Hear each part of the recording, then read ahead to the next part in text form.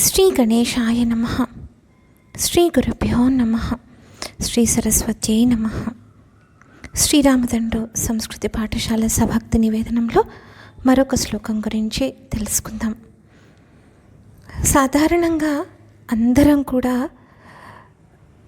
నదుల్లో స్నానం చేయాలని, పుణ్య నదీమ తల్లుల నుంచి ఆశీర్వాదం తీసుకోవాలి అని కోరుకుంటాం. కానీ ప్రతిసారి ఎక్కడో ఒక చోట ఉంటాము, అక్కడికి దగ్గరలో ఒక నది ఉంటుంది, ఎప్పుడో ఒక్కసారి అక్కడికి వెళ్ళగలిగే అవకాశం దొరుకుతుంది.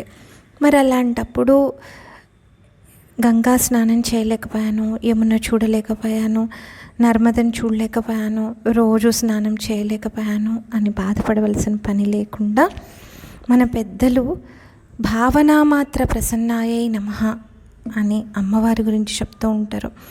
మన భావనతోటి మన దగ్గరికి వచ్చే అమ్మవారిని తేలిగ్గా స్తుతించుకోవడానికి వీలుగా అద్భుతమైన శ్లోకాలను మనకు అందించారు.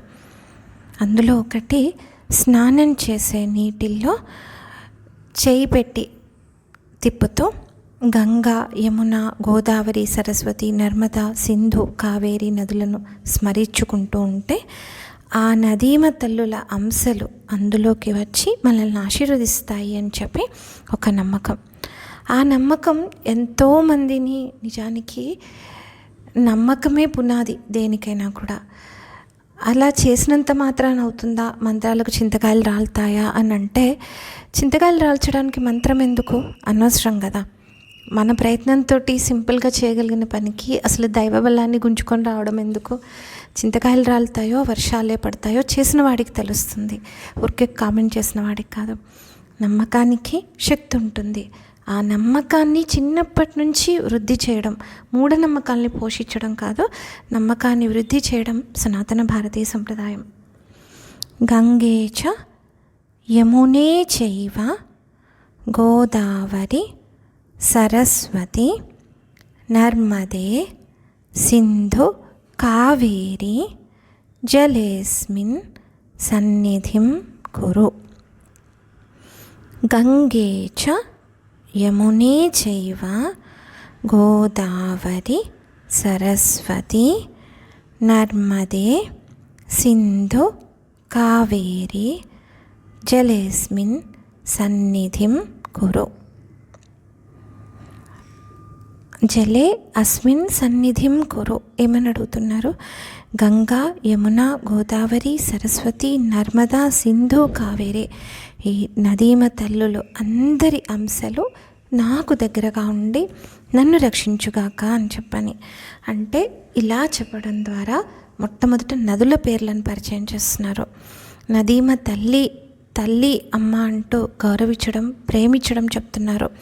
దాంతోపాటు నదీ స్నానానికి వెళ్తున్నాము, ఆది పుష్కరాలకు వెళ్తున్నాము, అంత్య పుష్కరాలకు వెళ్తున్నాము, లేకపోతేనేమో టీవీలో ఎవరో ఏదో చెప్పారు, ఈ స్నానం చేస్తే మంచిదట, ఆ టైంకి అక్కడ స్నానం చేస్తే మంచిదట అనుకుంటూ వెళ్ళి షాంపూలతోటి స్నానాలు చేసి, సబ్బులతో స్నానాలు చేసి, ప్లాస్టిక్ కవర్లు అక్కడ పడేసి చెత్త చేసేసి, ప్లాస్టిక్ కప్పుల్లో దీపాలు వదిలేసి, ఇలాంటి చెత్త పనులు చేయకూడదు. అమ్మ అన్నప్పుడు అమ్మని కాపాడుకుంటాం, పోట్లాడతాము, అలుగుతాం, అన్నీ చేస్తాం, కానీ అమ్మకు హాని చేయం. మామూలు మనుషులం కాబట్టి అవన్నీ వస్తాయి, కానీ అమ్మకు హాని చేయం. అలాగే మనం తాగేది ఆ నదుల నీరే. అక్కడే స్నానం చేసినప్పుడు టు సర్టన్ ఎక్స్టెంట్ మనం కలుషితం చేస్తున్నాము. మళ్ళీ తెలిసి తెలియక చాలా వ్యర్థాలు అందులో కలిసిపోతూ ఉంటాయి. ఇవన్నీ కూడా అమ్మతో పోట్లాడినట్టు. కానీ మనం చేజేతులా కావాలని చేసేది, ఇంట్లో ఉన్న డ్రైనేజ్ మొత్తం తీసుకెళ్ళి ఇంట్లో పనికిరాని చెత్తంతా, లేకపోతేనేమో ప్లాస్టిక్ కవర్ల మీద దేవీ దేవతల బొమ్మలు ఉంటే అవన్నీ తీసుకెళ్ళి నదుల్లో వదిలేయడము. ఈ మధ్యతో ఒక ఫ్యాషన్ అయిపోయింది, ప్లాస్టిక్ కవర్లు తీసుకెళ్ళి నదిలో వదిలేస్తారు. లేదు, విహారయాత్రకి వెళ్ళినప్పుడు కూల్ డ్రింక్ బాటిల్స్ అన్నీ ఎవరు ఎంత దూరం విసిరేయగలుగుతారు, పిల్లలు చూస్తుంటాం బోటింగ్కి వెళ్ళినప్పుడు. ఇలాంటి పనులు చేయకూడదు. ప్రకృతి శక్తుల్ని మనం మర్యాద ఇవ్వాలి, ప్రేమించాలి, గౌరవించాలి, వాటి పట్ల మన బాధ్యతను సక్రమంగా నిర్వర్తించాలి అనేది చెప్పడం ఈ శ్లోకం యొక్క పరమార్థం.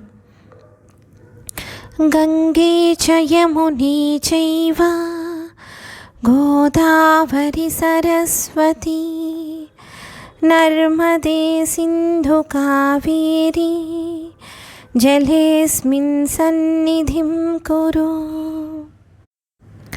ధన్యాస్మి. స్వస్తి.